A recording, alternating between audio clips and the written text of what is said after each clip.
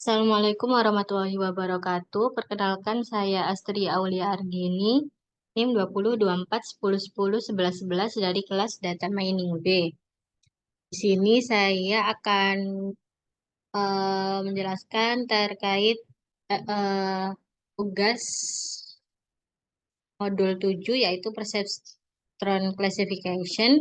Untuk tugasnya sendiri di sini ada mengulangi proses klasifikasi menggunakan perceptron classification pada dataset wine dan breast cancer yang ada di library scikit-learn. Nah, untuk prosesnya sendiri, saya akan langsung jelaskan di sini. Untuk dataset wine dan breast cancer sendiri, nanti caranya akan sama, hanya saja hasilnya akan berbeda dan akan saya jelaskan di bagian pembahasan. Nah, untuk prosesnya sendiri di sini ada data preparation.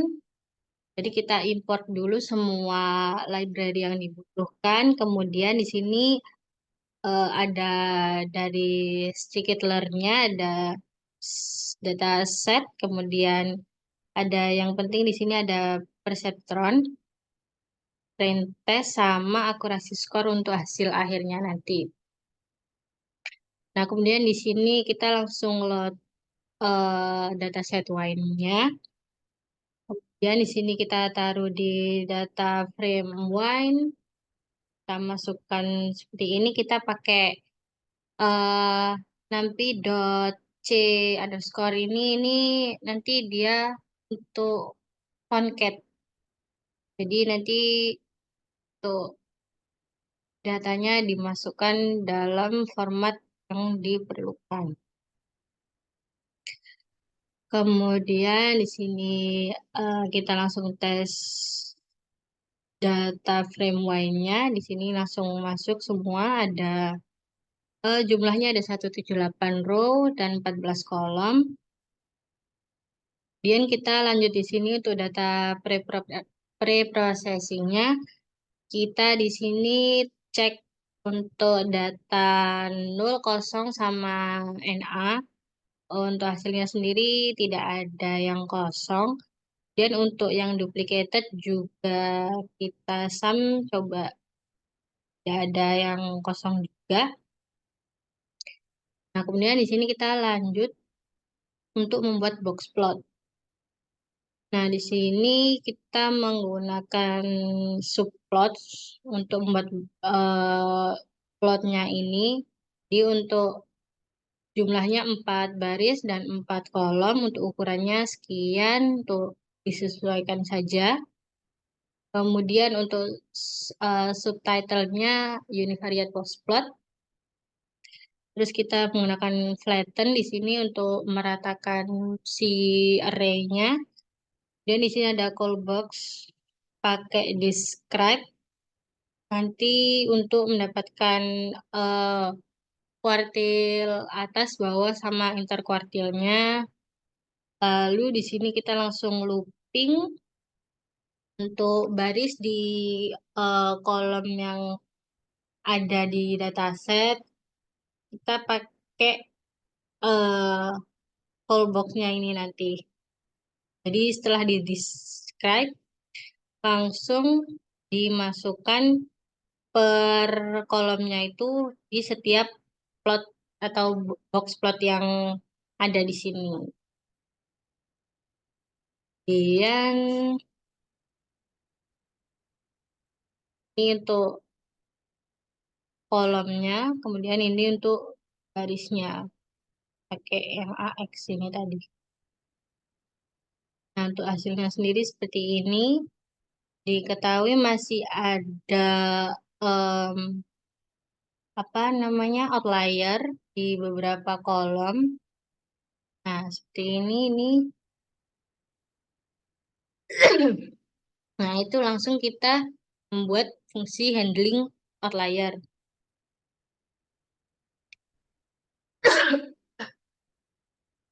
Nah, di sini kita langsung untuk kolomnya ini value-nya pakai si kolom. Nah, untuk baris di setiap kolomnya kita hitung dari kuartil atas atau Q1. Itu kuartil atas kan seperempatnya. Jadi kita kali 5, kemudian untuk kuartil bawahnya, kemudian ini untuk interkuartilnya. Nah, kemudian di sini kita menggunakan yang namanya mesh. Itu eh, untuk mesh sendiri itu untuk eh apa namanya? Jadi nanti diganti nilai atas atas sama bawahnya itu diganti dengan rumus yang ada. Jadi rumusnya sendiri kan dia ada untuk yang kuartil 3-nya itu ditambahkan, kemudian di interkuartilnya dikalikan 1,5. Kemudian yang kuartil 1 itu di minus. Di min 1,5 kali interkuartilnya. Kemudian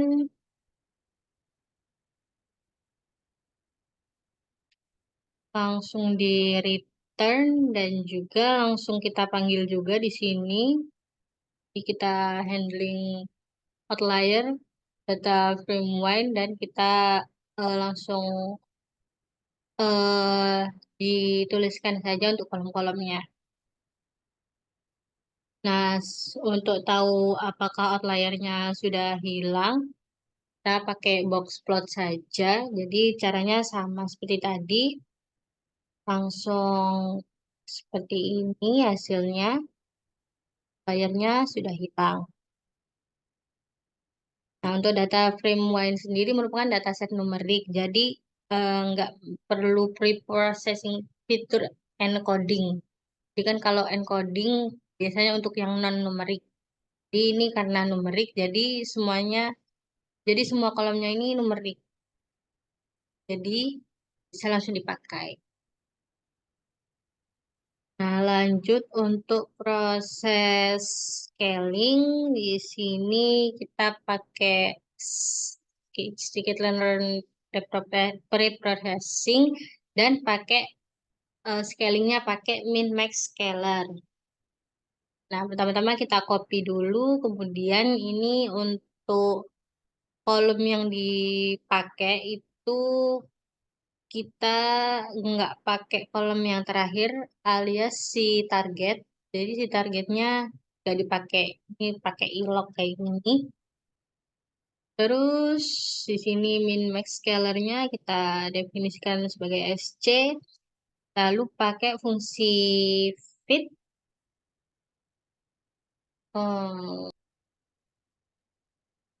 Di si fit ini nanti ini dari si min max scaler yang bakal menghitung nilai minimum dan maksimum untuk setiap kolom yang ada di data frame. Kemudian kita langsung pakai transform itu untuk nanti mengubah data yang ada di kolom-kolomnya. Jadi terus nanti disimpan di data frame copy. Nah, kemudian ini tadi yang eh,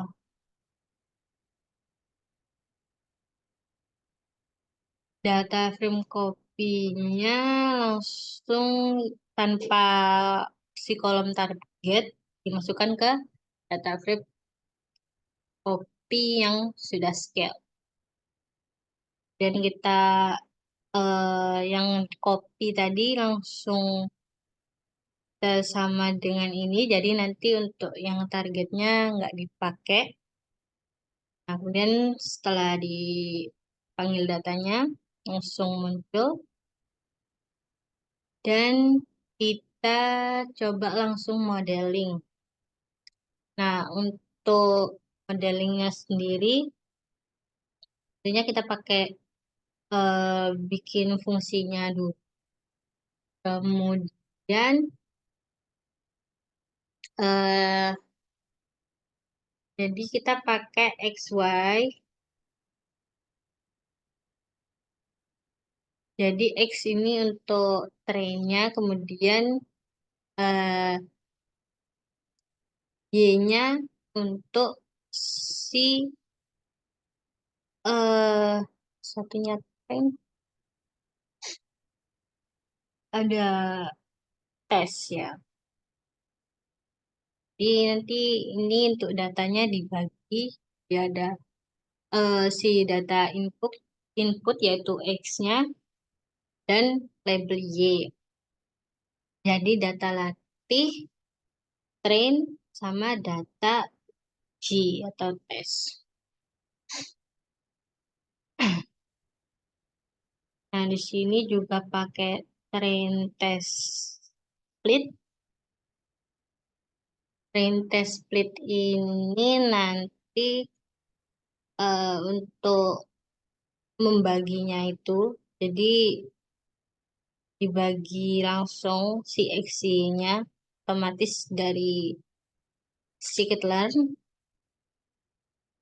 Kemudian di sini untuk test size-nya, kemudian random state. Nah, kemudian untuk perseptron langsung kita tuliskan perseptron seperti ini. Kemudian untuk eta ini dia learning rate-nya, jadi rate awalnya itu 0,1. Nah, terus setelah itu kan dia dilatih di sini. Jadi dilatih dulu tuh. Jadi data trainnya yang dipakai X-train sama Y-train. Kemudian setelah modelnya dilatih, kita dipredik di sini pakai apa ini namanya modul predik. Di dimasukkan ke YPred. Nah, X-testnya langsung dimasukkan di sini. Lalu nanti setelah dipredik atau diprediksi klasifikasinya, setelah itu di akan di print akurasi with test size eh, test untuk eh, jumlah atau variasi variasi jumlah data yang digunakan, di dia langsung pakai akurasi score dari modul yang ada di scikit-learn. Nah, kemudian ini Y testnya, kemudian pakai Y bread yang tadi udah di hasil dari model yang dipredik. Dan di sini untuk format penulisannya dipakai 3 digit di belakang koma. Nah, kemudian di sini langsung si eh, model perseptronnya langsung kita coba pakai di sini. Untuk X-nya langsung masuk si yang udah scale. Nah, kemudian langsung pakai kita panggil fungsi atau model perception classifier-nya. Langsung kita masukkan X, Y, dan juga si test size-nya. Jadi test size-nya langsung dimasukkan. Yang diinginkan kan dari untuk di tugasnya sendiri ada 0,2, 0,3, dan 0,4. Nah, kita masukkan di sini dan setelah di run, hasilnya akan menunjukkan si akurasinya. Nah, untuk data set breast cancer sendiri juga sama caranya. Jadi saya akan menunjukkan hasilnya saja. Nah, untuk hasilnya sendiri kan untuk yang data set wine yang pakai ukuran data testing 20% mencapai 100%. Kemudian yang 30% akurasinya 98,1. Dan yang 40% 98,6, yang mana dia eh, apa menunjukkan bahwa si perseptron ini baik dalam melakukan klasifikasi pada dataset wine.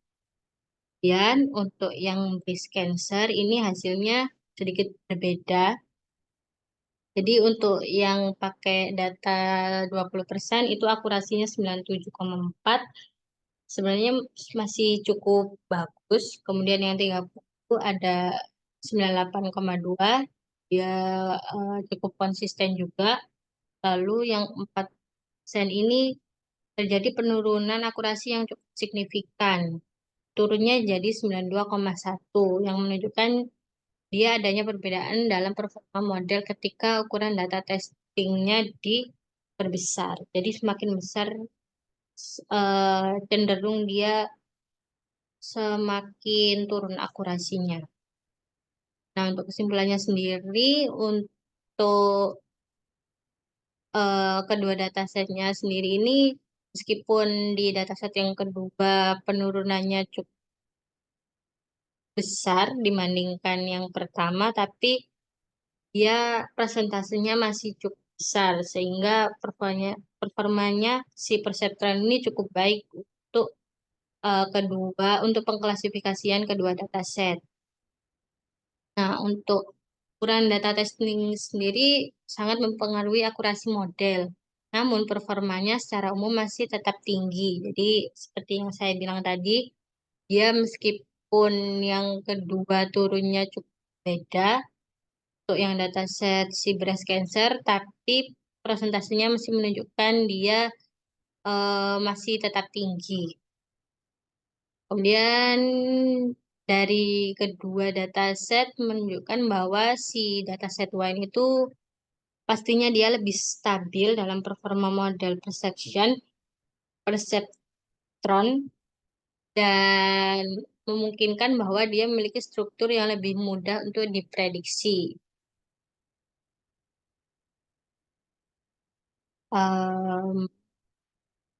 Mungkin itu yang bisa saya jelaskan. Apabila ada kurang lebihnya, mohon maaf. Terima kasih. Wassalamualaikum warahmatullahi wabarakatuh.